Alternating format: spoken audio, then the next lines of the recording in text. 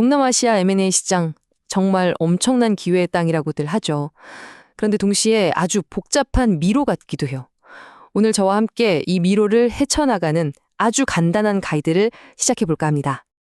자, 그럼 오늘 우리가 함께 살펴볼 내용들인데요. 첫째, 도대체 왜 동남아시아에 주목해야 하는지, 그리고 둘째, 복잡하기 짝이 없는 소유권의 미로는 어떻게 헤쳐나가야 할지 알아볼 거고요. 그 다음엔 실제 거래는 어떻게 진행되는지, 또 골치 아픈 세금 문제는 어떻게 되나, 그리고 마지막으로 만약 거래가 틀어졌을 땐 어떻게 대처해야 하는지까지 쭉 훑어보겠습니다. 자, 그럼 첫 번째 질문부터 시작해 볼까요? 왜 이렇게 많은 투자자들이 그토록 동남아시아에 열광하는 걸까요? 그 엄청난 기회와 또 그 이면에 숨어 있는 복잡성에 대해서 한번 들여다보겠습니다.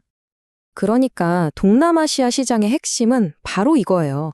정말 폭발적인 성장 잠재력이 눈앞에 보이는데 막상 들어가려고 하면 나라마다 다른 아주 복잡한 법과 세금 규정들이 딱 버티고 있는 거죠.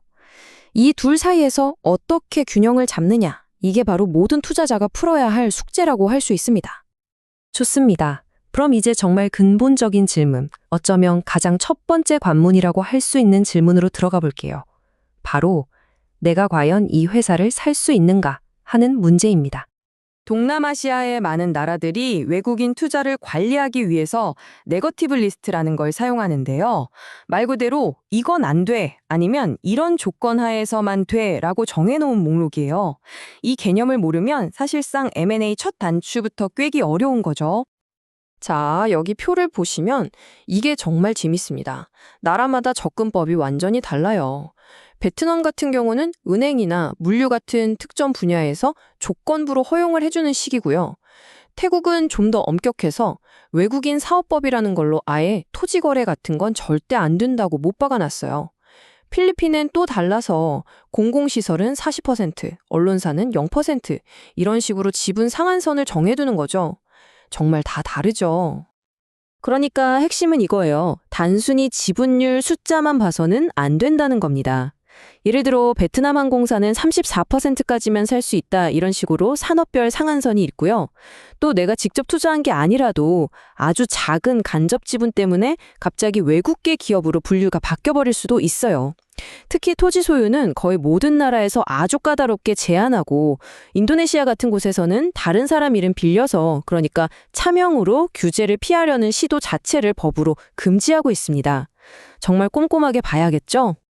자, 이렇게 복잡한 소유권 문제를 다 확인했다고 칩시다. 그럼 그 다음 단계는 뭘까요?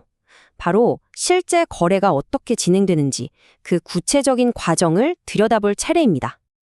투자자 앞에는 이제 큰 선택지가 놓입니다. 회사를 통째로 사는, 즉 주식 인수를 할 거냐, 아니면 그 회사가 가진 특정 자산만 쏙 빼오는 자산 인수를 할 거냐.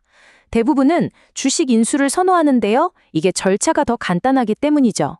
반면에 자산 인수는 그 회사가 예전에 졌던 빚이나 법적 문제까지 떠안을 위험은 줄여주지만 직원들의 고용 계약을 하나하나 다 이전해야 하는 번거로움이 생길 수 있습니다. 장단점이 아주 뚜렷하죠. 물론 나라마다 조금씩 다르긴 하지만 보통 주식 인수 거래는 이 4가지 단계를 거치게 됩니다. 첫째, 가장 중요한 주식 매매 계약서에 서명을 하고요. 둘째, 정부 기관, 예를 들면 기획투자부 같은 곳에서 필요한 승인을 받아야 합니다. 셋째, 거래 규모가 일정 기준을 넘으면 독과점을 막기 위한 사전 심사를 받아야 하고요. 마지막으로 회사의 공식 주주 명부에 이제 새 주인은 나다 라고 이름을 올려야 모든 절차가 끝나는 겁니다. 이런 규제 장벽 절대 만만하게 보면 안 됩니다. 예를 들어 베트남에서요. 내가 사려는 회사의 총 자산 가치가 미화로 약 1억 2,800만 달러를 넘어간다? 그럼 이 거래는 그냥 두 회사 간의 계약이 아니게 됩니다. 국가경쟁위원회에 우리 이런 합병할 겁니다 하고 의무적으로 신고하고 심사를 받아야 해요. 이 숫자 하나 때문에 거래의 복잡성이 완전히 달라지는 거죠. 자, 이제 정말 중요한 문제로 넘어가 보겠습니다. 바로 돈 문제, 세금입니다. M&A가 아무리 성공적이어도 세금 계산을 잘못하면 남는 게 없을 수도 있거든요. 동남아시아 M&A에서 세금은 정말 양날의 검 같아요. 어느 나라에서 거래하느냐에 따라서 세금 부담이 천국과 지옥으로 오갈 수 있거든요. 이게 리스크가 되기도 하지만 잘만 계획하면 오히려 기회가 될 수도 있다는 뜻입니다. 이게 얼마나 극적인 차이인지 한번 볼까요? 만약 여러분이 베트남에 있는 회사 주식을 팔아서 이익을 남겼다고 해보세요. 그럼 그 이익의 무려 20%를 세금으로 내야 할 수도 있습니다. 꽤 큰 돈이죠. 그런데 말이죠. 여기서 비행기로 고작 몇 시간만 가면 있는 싱가포르에서는 어떨까요? 양도소득세율이 0%입니다. 네. 세금이 아예 없어요. 이렇게 바로 이웃 나라인데도 세금 정책은 완전히 다른 세상인 겁니다. 보시는 것처럼 양도소득세만 다른 게 아니에요. 주식을 사고 팔 때 내는 인지세, 또 회사에서 이익이 나서 주주에게 나눠주는 배당금에 붙는 세금까지 나라마다 규칙이 다 제각각입니다. 언뜻 보면 싱가포르가 제일 좋아 보이지만 거래의 구체적인 내용에 따라서는 태국이나 베트남이 더 유리한 경우도 충분히 있을 수 있다는 거죠. 그리고 이런 큰 세금들 말고도 우리가 놓치지 말아야 할 것들이 더 있습니다. 예를 들어 해외로 이자나 로열티를 보낼 때 붙는 원천징수세, 그리고 상품이나 서비스를 팔 때 내는 부가가치세 같은 것들이죠. 그리고 아주 중요한 팁이 하나 있는데요. 바로 이중과세 방지 협약입니다.